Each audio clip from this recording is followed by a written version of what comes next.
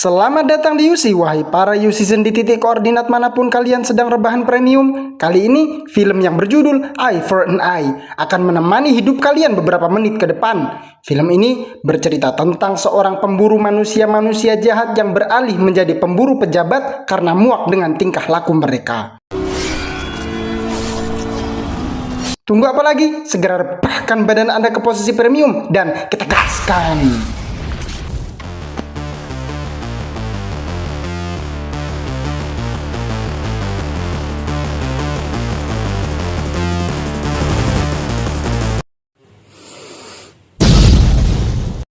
Berlatar di abad ke-8 Masehi, yaitu di fase awal kemunduran dinasti Tang pasca pemberontakan Tian Bao. Cerita bermula di sebuah desa kecil bernama Liang Cheng, di mana seorang pria buta bernama Cheng Xiao berjalan menuntun kudanya. Di punggung kuda itu, sebuah karung besar bertengger yang masih belum diketahui apa isinya. Perjalanan Cheng kemudian terhenti di rumah seorang gadis penjual arak bernama Nian. Niannya sih mau membeli arak, namun Nian menjelaskan bahwa hari ini adalah pesta pernikahannya. Jadi, arak buatannya tidak dijual bebas, hanya disediakan untuk jamuan para tamunya. Meski begitu, Nian tetap mempersilahkan Cheng masuk untuk minum secara gratis dan dengan tulus menawarkan makanan bagi kudanya.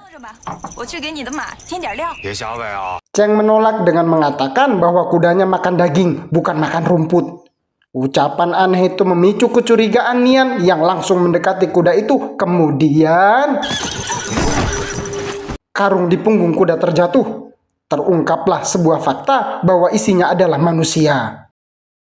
Tak ingin membuat Nian takut kepadanya, ia menjelaskan bahwa dia adalah pemburu orang-orang jahat. Adapun pria dalam karung itu adalah buronan negara yang dihargai 10 tael emas bagi siapa saja yang bisa menangkapnya, hidup atau mati. Dari sini kita tahu Cheng hidup dari memburu manusia. Tak berselang lama, pernikahan pun digelar. Terlihat jelas rona-rona kebahagiaan terpancar dari wajah-wajah setiap orang yang hadir di pernikahan itu. Sampai kakak Nian yang terkenal sering membuat onar bernama Nijun datang. Kedatangannya membuat wajah para tamu mendadak pucat. Undangan pun bubar tanpa penjelasan. Menyisakan Nian yang terlihat kesal, suaminya yang cecengukan, dan Cheng yang masih terlihat santai menikmati jamuan. Terheran dengan sikap Cheng yang tetap tenang, Nijun menghampirinya saat mencoba mengancam untuk menakutinya. Refleks Cheng membuat Nijun gemeteran. Setelah itu, Cheng pergi membawa kudanya ke kandang. Lokasinya tak jauh dari rumah Nian. Setelah memberinya makan dan minum, Cheng tidur kelelahan hingga larut malam. Namun, di tengah malam, lubang hidungnya menangkap sesuatu. Ya, itu aroma darah yang mengarah ke rumah Nian. Cheng memutuskan pergi ke sana memeriksa. Alangkah terkejutnya dia mendapati dua jasad pria yang tidak lain adalah Nijun, kakak Nian, dan Wulang, suaminya. Cheng lanjut memeriksa ke dalam rumah dan menemukan Nian terbaring kaku dalam kondisi lehernya mengalami dislokasi. Nasib baiknya dia masih hidup. Saat itu juga Cheng menyelamatkannya, mengembalikan posisi lehernya tepat waktu. Saat sudah sedikit baikan, Nian menceritakan semuanya.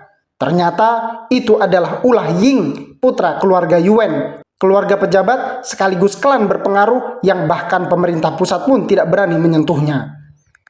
Dahulu, Nijun bekerja sebagai bawahan Ying. Namun, suatu hari dalam aksi pencurian berlian, Nijun menyaksikan Ying membunuh para pekerjanya.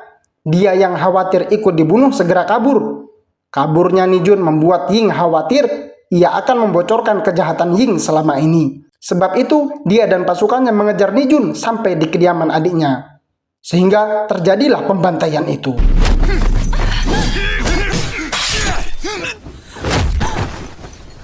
Sempat ada perlawanan dari Nijun yang mengakibatkan dua prajurit Ying tewas.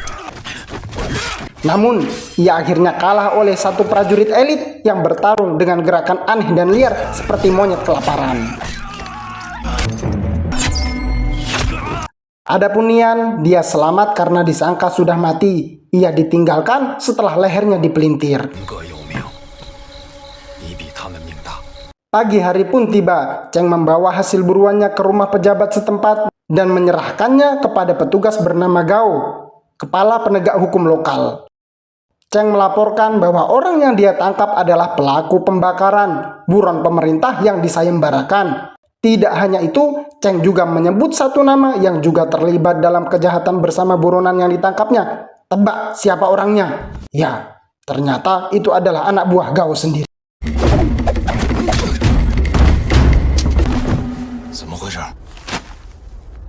Setelah menerima imbalannya dan akan pergi, Cheng tiba-tiba berhenti. Dengan suara tenang, dia melaporkan kepada petugas Gao bahwa sebuah keluarga di wilayah hukumnya telah dibantai semalam, yaitu keluarga Nian. Cheng meminta Gao turun tangan, memeriksa lokasi dan menegakkan keadilan. Gercep, itulah reaksi awal petugas Gao setelah mendengar berita pembantaian itu. Dia segera membawa anak buahnya menuju tempat kejadian. Namun, setelah melihat sebuah barang bukti berupa panah yang bertuliskan nama keluarga Yuen, dia kicep. Tidak mau berurusan dengan keluarga itu, petugas Gao malah memutarbalikkan fakta dengan menuduh Nianlah yang membunuh kakaknya dan suaminya sendiri. Atas tuduhan itu, Nian ditangkap. Di sini kita diperlihatkan wajah dinasti Tang di fase awal kemundurannya, di mana keadilan hanya berlaku untuk mereka yang berada di lingkaran elit, sementara rakyat kecil tertindas dan tidak tahu kemana akan mengadu. Dalam perjalanan membawa Nian ke penjara, rombongan Gao berpapasan dengan Cheng yang langsung mencegat mereka. Namun, Gao memilih mengabaikannya dan berlalu begitu saja, hingga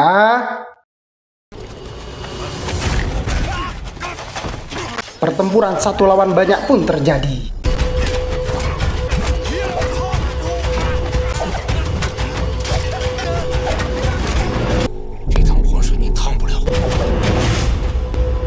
Setelah menumbangkan Gao dan seluruh bawahannya, Cheng melepaskan ikatan Nian. Disinilah terungkap kebenaran tentang Cheng. Dia bukan orang biasa, melainkan mantan komandan prajurit elit, yang mana sebuah pengkhianatan di masa lalu yang tidak dijelaskan detailnya merenggut penglihatannya. Mengetahui identitas Cheng, Nian terkesan, lantas mengajukan permohonan. Ia meminta Cheng membalaskan dendamnya, membunuh semua pihak yang terlibat dalam pembantaian. Dia bersedia membayar berapapun harga yang Cheng minta. Namun, Cheng menolak. Baginya, tugasnya adalah menangkap buronan, bukan membunuh. Menyadari prinsip Cheng tak tergoyahkan, Nian mengubah permintaannya. Ia hanya ingin diantar ke pusat kota untuk melaporkan kejahatan keluarga Yuen langsung kepada pemerintah di sana. Permintaan Nian disetujui, perjalanan menuju pusat kota pun dimulai. Setibanya di sana, keluhan Nian tidak didengar, sehingga dia memutuskan pergi ke Chang'an, ibu kota kekaisaran, yang dipimpin oleh Jenderal Guo. Bersamaan dengan itu, Jenderal Guo dan keluarga Yuen tengah mengadakan pertemuan penting terkait kerjasama politik. Saat situasi sedang hangat-hangatnya, Nian menerobos masuk, memaksa keluhannya didengar. Ying panik, rahasianya terancam terbongkar. Ia berdiri hendak membungkam Nian, namun Jenderal Guo menghentikannya. Dengan wibawanya, ia memerintahkan agar Nian dibawa ke tempat pengawasan. Dia berjanji akan menangani kasus ini beberapa hari kemudian. Sebelum itu terjadi, Ying memerintahkan salah satu anggotanya bernama Qiu Feng mengurung Nian dan memaksanya mengaku bahwa dialah yang membunuh kakak dan suaminya sendiri.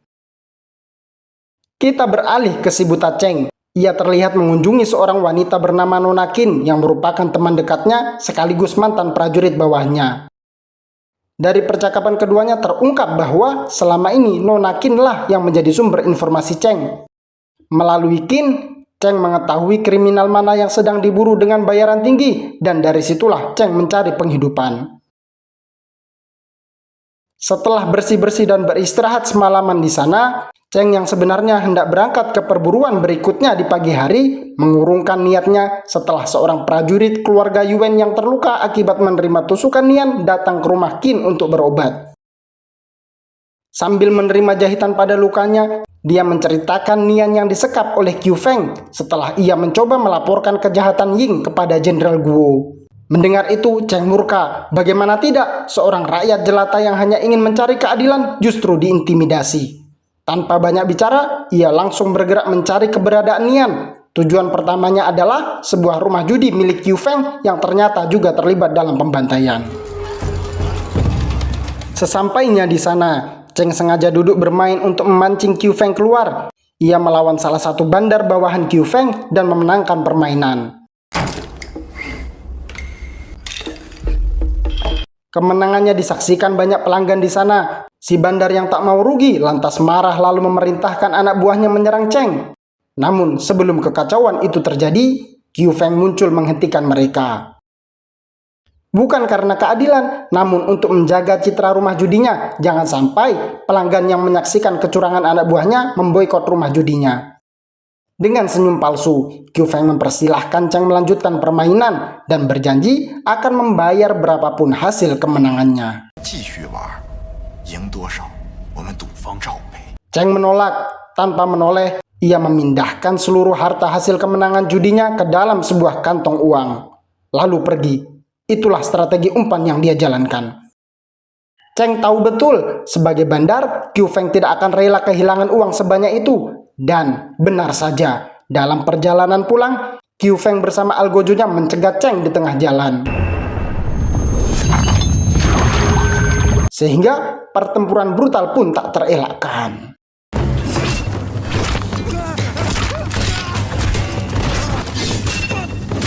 Seluruh algojo Qiu Feng berhasil dibantai habis, menyisakan Qiu Feng seorang diri. Tanpa basa-basi, Cheng mendesak Qiu Feng untuk memberitahukan lokasi Nian disekap. Terdesak, Qiu Feng akhirnya berbicara. Namun, Cheng yang belum puas menyeret Qiu Feng ke rumah kosong. Di sana, intimidasi dimulai. Setelah mendapat semua informasi penting yang ia butuhkan, Cheng meninggalkannya dengan leher terlilit senar tajam, kemudian senarnya diikatkan di gagang daun pintu. Sehingga saat Ying datang dan membuka pintu untuk menyelamatkannya, inilah yang terjadi. Di tempat lain, Cheng bergerak menuju lokasi penyekapan Nian di sebuah rumah mayat. Terlihat seperti tempat jagal atau eksekusi bagi orang-orang yang menentang keluarga Yuan. Cheng menyusuri bagian dalam rumah tersebut dengan hati-hati hingga saat dia masuk lebih dalam, ya, dia diserang oleh salah satu prajurit elit keluarga Yuan. Cheng sempat agak kesulitan dengan gerakan aneh, cepat dan senyap dari musuhnya. Sadar tidak bisa mengandalkan indera pendengarannya, Cheng mengambil langkah cerdas. Ia menyemburkan arak yang sudah bercampur dengan jigongnya ke arah musuh. Aroma jigongnya yang cukup kuat dan tajam memungkinkannya mendeteksi keberadaan dan arah serangan musuh melalui aroma.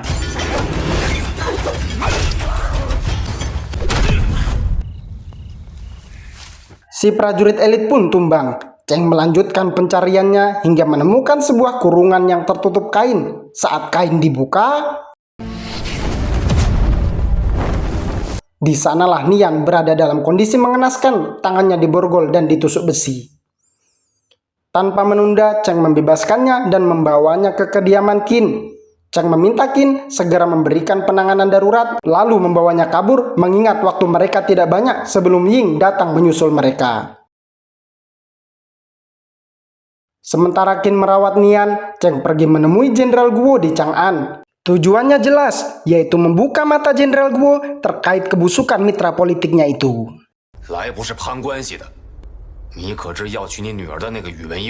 Tidak peduli Jenderal Guo akan mempercayainya atau tidak, yang penting tugasnya menyampaikan kebenaran sudah dia jalankan. Namun di luar dugaan, tindakan Cheng justru berjalan seperti kata pepatah bahwa usaha tidak mengkhianati Usman. Nasihat Cheng didengar oleh Jenderal Guo yang langsung mengutus dua prajuritnya untuk menyampaikan pembatalan kerjasama politik tersebut. Mengetahui itu, ayah Ying marah. Ia menyalahkan Ying atas kecerobohannya lalu menghukumnya untuk kesekian kali. Ying muak dengan kelakuan ayahnya. Ia lantas berbalik melawan, membunuh ayahnya di tempat itu juga. Durhaka. Sejak saat itu, Ying resmi mengambil alih kepemimpinan klan Yuan. Dia mulai mencari tahu dalang di balik runtuhnya rencananya. Untuk itu, dia menangkap salah satu anggota Qiu Feng lalu menginterogasinya. Dari keterangan itulah, Ying tahu bahwa semua kekacauan ini adalah ulah pemburu buta. Dengan sigap, Ying mengerahkan seluruh pasukannya menangkap Cheng beserta siapapun yang terhubung dengannya, termasuk Nona Qin. Sementara itu, Nona Qin yang menyadari dirinya menjadi target perburuan sudah berada di tempat jauh dengan Nian di sisinya. Ia meminta Nian untuk melanjutkan pelarian menjauh ke arah selatan, sedangkan dia akan menuju utara mengorbankan dirinya sebagai pengalih perhatian. Strateginya itu berhasil. Qin tertangkap setelah tubuhnya ditembus beberapa anak panah. Dalam kondisi tak berdaya, ia dihadapkan kepada Ying yang langsung memaksanya memberitahukan keberadaan Cheng. Alih-alih menjawab, Nona Qin justru memperingatkan Ying dengan mengatakan bahwa Cheng tidak akan lari, dia justru akan datang untuk membunuhnya. Murka dengan jawabannya, Ying menghabisi wanita tak berdaya di hadapannya itu.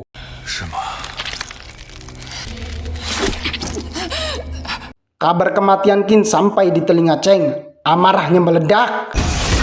Hari itu juga Cheng bergerak menuju markas besar klan Yuan.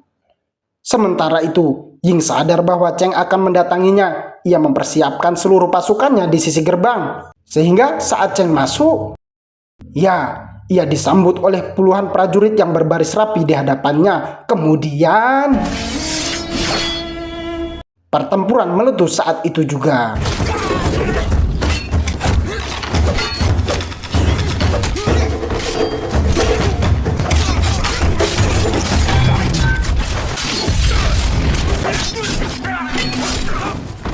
Setelah selesai dengan seluruh penjaga di halaman, Cheng memasuki bangunan. Asisten wanita kepercayaan Ying sudah menunggu di sana, yaitu di sebuah ruangan yang dikelilingi tirai panjang. Di tempat itu, pertarungan antara keduanya pecah. Meski wanita di hadapannya cukup tangguh, namun itu belum cukup untuk mengimbangi keahlian Cheng. Sehingga si wanita terbunuh dengan panah Ying sendiri setelah Cheng menjadikannya tameng hidup.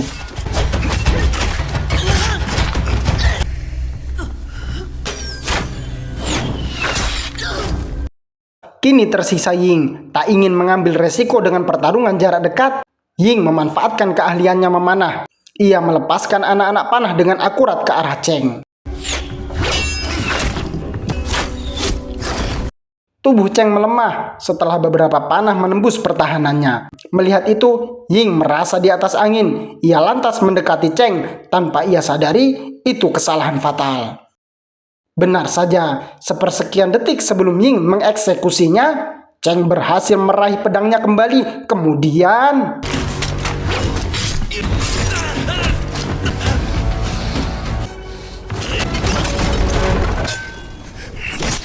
tamat. Kesimpulannya, bersikaplah adil atau kamu diadili. Demikian, peace.